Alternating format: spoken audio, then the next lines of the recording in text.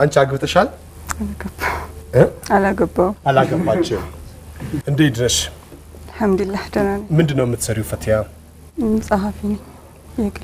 የግል ጸሐፊ በሚዲያ ላይ ነው? አይደለም፣ ቢሮ ነው። ቢሮ ጸሐፊ እስቲ ደራሲ መስለሽ? ቢሮ ጸሐፊ። የቢሮ ምን አይነት መስሪያ ቤት ውስጥ?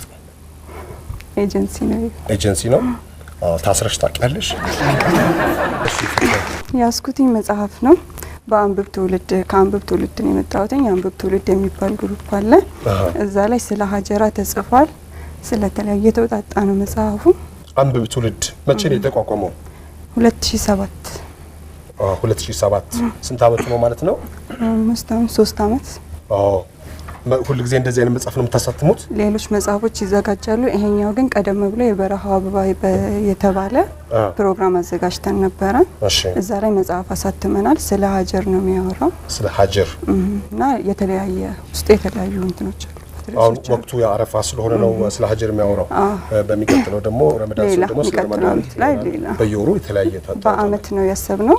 በየአመቱ የተለያየ ይሄኛው ማለት አለ የሚሸጥ አለ የተዘጋጀ ነው ለመጽሐፉና በዚሁ አጋጣሚ ይሄ ላንተ እንደማነብ ታውቂያለሽ? የት ነው ቢሮአችሁ? አሁን ላይ ቢሮ ብዙ እንትን የለንም። እንገናኘው ፒያሳ እኛ ቢሮ ላይ እንገናኛለን። ይሄን የምታሳትሙት እንዲሁ በግላችሁ የተሰበሰበ? ይሄኛው በራሱ ነው እኮ። ይሄንን እናንተን መርዳት የሚፈልግ ሰው ካለ ተቀበላላችሁ? ላይ እንቀበላለን እኮ። እንዴት? በምን አድራሻ? አድራሻው እዚህ ላይም አለን።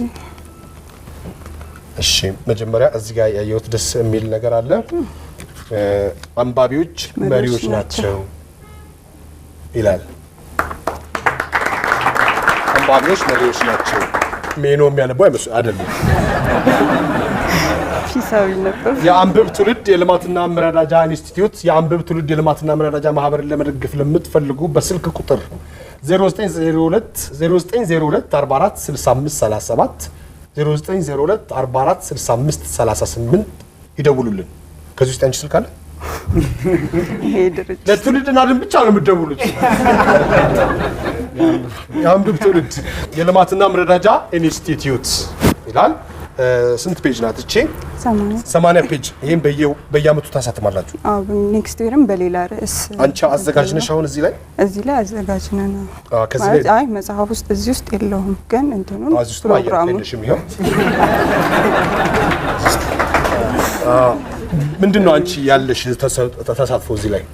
እዚህ ላይ ያው ለፕሮግራሙ የሚያስፈልጉ ነገራቶችን ማዘጋጀት ነው። ብዙ ነገር ያስፈልጋል። ፕሮግራሙ መጽሐፍ ማሳተም ብቻ አልነበረም፣ የመድረክ ፕሮግራም ነበረው።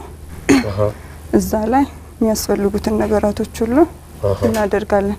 ብዙ ነን፣ 13 ነን። ቲሙ ሁላችሁም ሴቶች ናችሁ? ሴቶች ነን። ለምንድን ነው ማለት ሴቶችን ብቁ ለማድረግ አንባቢ እንዲሆኑ። ወንዶችን አትቀበሉ? አለን ማለት የአንብብ ትውልድ ሲል ራሱ መጀመሪያ ኡመተል ኢቅራ ነው። ኢቅራ የሚል የወረደውና ሁሉም ማንኛውም ሰው የአንብብ ትውልድ ነው በዘመን ላይ ያሉና ከዛ አንፃር እኛ ሴቶችን ለማበረታታት ከዛ ነው ሴቶች በሴቶች ይሁን እንጂ ሌላ ነገር እየሰራችሁ አይደለም። እንደ ላይ ያመጻችሁ ነው አይደል? አይ የአንብብ ትውልድ ያው እኛም እናግዛለን። እዚህ አካባቢ የምታያቸው እንዳለ ሚዲያ ሰዎች ሚዲያም ላይ የሚሰሩ ወንድሞች ናቸውና የአንብብ ትውልድ በየወሩ ወር በገባ የመጀመሪያው ጁምዓ 10 ሰዓት ላይ የሚያዘጋጀው የስነ ጽሁፍ ምሽት አለ። ግጥሞች፣ መነባንቦች፣ ወጎች የሚቀርቡበት ፕሮግራም አለ።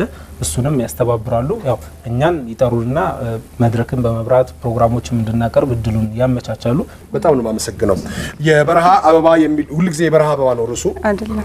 ዘንድሮ ይሄው አረፋ ላይ ስለሆነ አረፋ ስለደረሰ ከዛ አንፃር ነው የበረሃ አበባ። ይሄ ስንተኛ መጽሔት ነው? የመጀመሪያችን ነው። የመጀመሪያችን ነው። የበረሃ ቀጥሎ ደግሞ በሌላ ርዕስ የልምላሜ አበባ ሊሆን ይችላል። አይ በጣም ጥሩ። አንቺ አግብተሻል? አላገባችም። ሰምተዋል?